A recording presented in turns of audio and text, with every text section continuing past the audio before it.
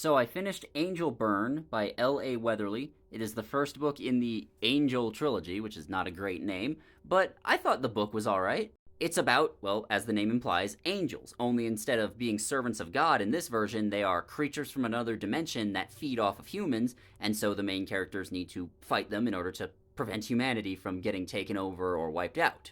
Overall, I did like it. Now, this was a young adult novel that came out in the early 2010s, so a lot of times those will just be overtaken by the romance, and this didn't have that. This had an actual story and everything, which was pretty good. However, the romance was still very weird. Like, we had two characters meeting and then instantly being in love after like 2 days and declaring that they will never leave each other and stuff like that. There's also a couple of weird writing choices here. I'm not going to get into spoilers, but mainly at the end, like the heroes are going off to do their big plan, but they separate instead of working together, and I'm not sure why. Like, it just doesn't make sense for the characters at that point, and it's just not a very good plan.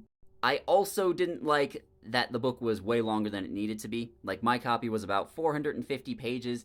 You could probably have cut out about 20% of it because there's a lot of individual scenes which are overwritten and go on too long, and there's also just weird subplots where they go off on tangents for a couple of pages, and if that happened once or twice it wouldn't be a big deal, but it really does add up. I also don't like that it randomly switches between first person from the main character's perspective and third person. Like, if you're gonna do that, I would rather you just write the whole book in third person. But overall, Angel Burn, not half bad. The ending was pretty good, and I look forward to reading the sequel.